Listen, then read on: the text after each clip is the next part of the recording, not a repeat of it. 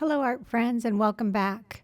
I'm going to create two more collages to match these two that I had done previously for a show that I have coming up.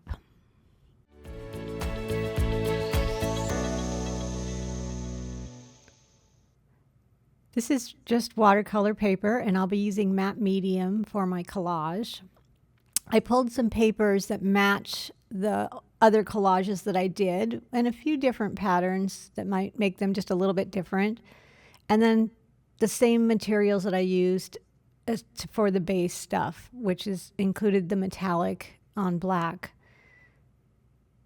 So here I'm just pulling my biggest pieces to start with and just playing a little bit with where I want to put things.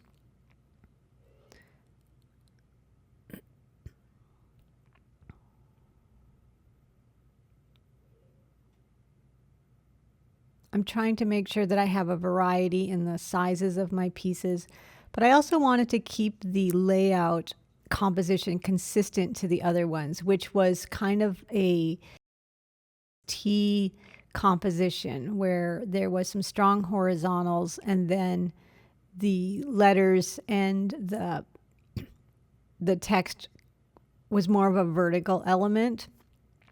So I'm just playing a little bit with moving these things around to see where they might fit and look good compositionally.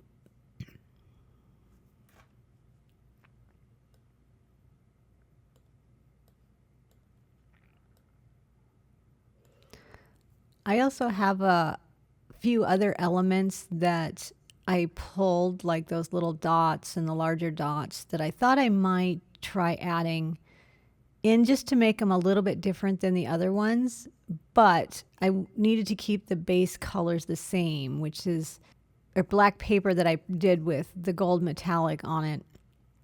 Even though I didn't have the other pattern, I had these ones with the dots, so I thought they would work okay. And I found most of the rest of the other pieces that I still had. So now I'm just going to glue everything down as far as the base layers go. And what I did, because these needed to be 6 inches square, I made a 6.5 inch box on my paper. I wanted to have a little bit of extra overlap, so when I glue them on the panels, I've got some extra to cut off. And I'm just using a silicone shaper to sort of smooth everything down. Now you could use Mod Podge or gloss medium or whatever medium you want to use to glue it down with. I like to use matte medium, although with this, because of the metallics and the shine, I had to come back over it actually with a glazing medium, which has a little bit of a sheen to it. Because using the matte medium over the metallic paints that I used when I did them on my jelly plate dulls the metallic down, and I wanted to keep that shine. So on that, I come back over at near the end, and actually you'll see here that I don't put matte medium over it so much. I come back later and add some glazing medium over that one. Well, actually I added over the whole piece.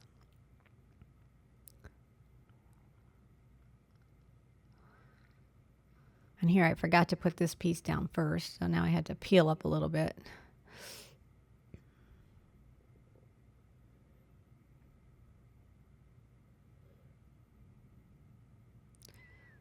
All right, so there's most of the base pieces glued down, and now I'm just moving around some of the smaller elements just to see where I want to put them and how I might want to put that little block of text or letters over there.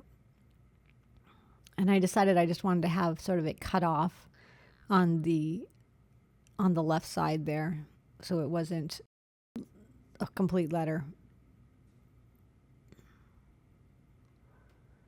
And then I had these other little dots to add that I thought added a little bit of interest. And since the big black piece with the metallic had dots in it, it kind of continues that and pushes your eye upward, I think. And then just a little scrap of that yellow typed paper to offset the corner over there. And then I had a little scrap of this metallic that I thought I would pull up somewhere near the top.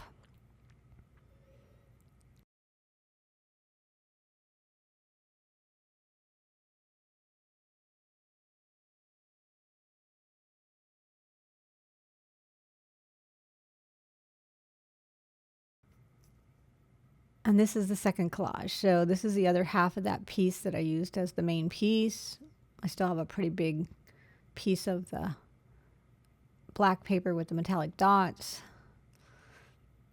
And I'm trying to decide if I want to do this as more of a vertical,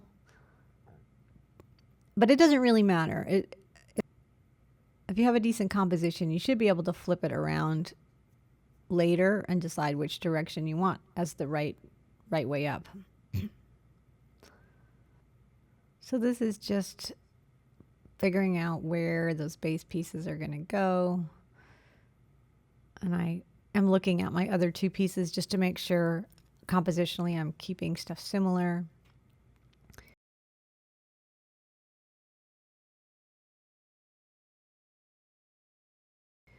Now I have this big sheet of lettering, and that was just something that I bought. It was a pack of, I don't know, I think it was all scripts and lettering and stuff. It was a pack that I bought somewhere a while back. All the rest of the pieces here, except for that typed brown, tan paper, is stuff that I made on my gel plate.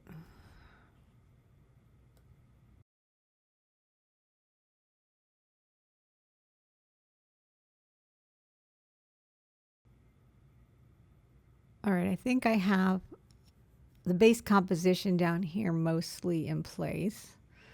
And again, this is very similar to the other ones because I do want these to work as a set.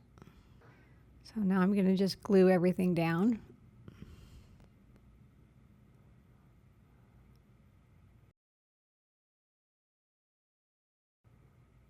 Sometimes it's a little tricky trying to figure out which order you should put the things down in. That one I decided needed to go up just a little bit.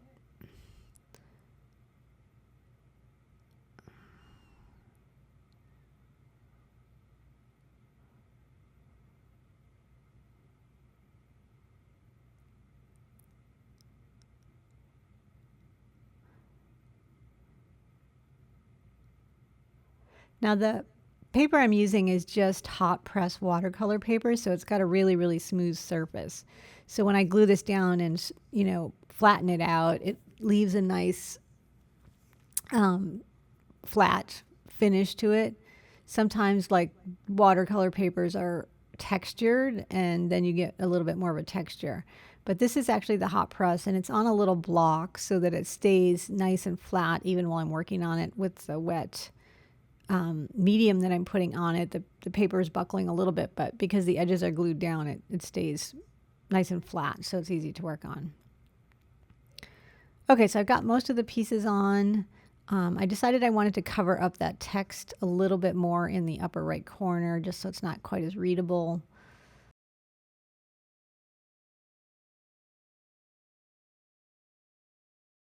So I threw a really, really transparent layer of stuff over it. And then I had, again, this little metallic section that I wanted to pull up there. Now I'm going to let them dry, and I glued them to wooden panels. So these are all dry. I finished mounting them on my wood panels, and I left a little bit of an overlap. So I have some room to cut off. I used PVA glue to glue these down and set them down with a piece of pellet paper and a heavy book on them just to ensure that everything gets glued down. And then I just do a quick check on the edges, see if there's anything that feels loose. PVA glue is great. It's a lot of time used for book binding, and it works really, really well on paper. So, and it dries fairly quick, so it's really nice for mounting stuff onto these wood panels. So I have both of these mounted and ready to go. So all I need to do now is cut them. So I have my little self-healing mat here. I'm also going to put this on palette paper just so that I don't pick up anything off of here or scratch the surface. Now I have also varnished these with a satin varnish, so they should be pretty well protected. So I have my handy dandy little knife here, and I'm going to push this down as hard as I can. just to keep it flat, and just cut along the edge. Let me show this over, see if it's... And I'm not trying to do this all in one go. I'm making multiple cuts, going slow. I'm also doing it, you'll see I'm doing it a little bit at an angle this way so that it cuts it just a teeny bit short so that there isn't any pieces hanging over the edge that will get caught on something.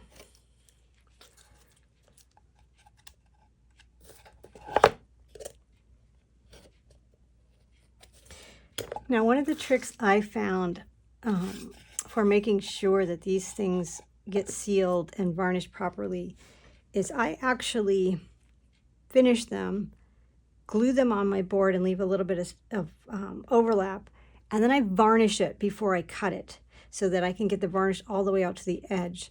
Sometimes if you cut it and put it on here and then try varnishing it, you might miss the edges, or you get little globs that happen at the edges.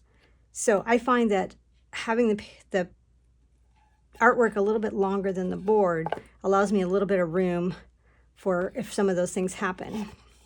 So you'll see here there's a little bit of a fuzzy thing that happened there. That could be some of the collage paper. But again, I can just easily trim that off. And there you have it. It's perfectly trimmed to the edge, and I know that everything is sealed because I had a larger sheet that I varnished over the whole thing past the edges of where I'm cutting.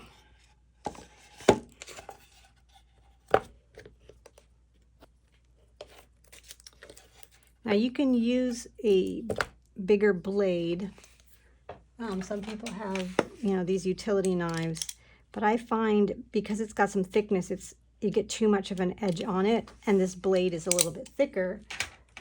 So I find it easier to use the smaller blades, even though it means you may have to do more passes to cut it off properly. It also has a tendency not to cut into the wood, whereas sometimes with the utility blades, if you're not careful, they will actually gouge into the wood panel, and you don't want that.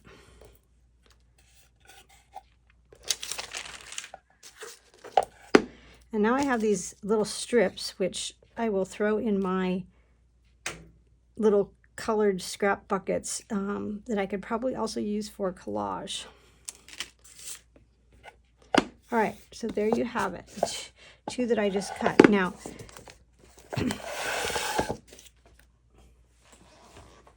the reason I did these is because I was trying to match two that I had done previously in a similar style, using some of the metallic papers and some of the same patterns. Now, I didn't have any more of this metallic paper left, but I did have these ones with the dots. And I found some papers that were very similar to some of the other things that were here, and my lettering and my sort of yellowed old pages of typed text. So now I have a nice set of 4. And the reason that I added 2 is that I have a gallery who is doing a show with small pieces under 7 inches, and these are 6-inch panels, and they wanted 4 pieces. So I needed to do 2 more pieces to match the 2 I had that was going to go to that show. So now I have a nice set of 4, and I will have to decide which way I want these to go. And sometimes it's hard to decide. And then I need to get either little hangers on the back, or I put in little eye screws that I can put a little wire across so they can be hung, and then they're ready to go. So this would be a great little set for somebody to put together on their wall as one complete set. And again, they could probably arrange these any way they want and redo the hanging hardware on the back, because they pretty much work in any direction. And that's the nice thing about making sure that your collages have good composition, is that you should be able to rotate them and like them just about in any direction that you look at them in.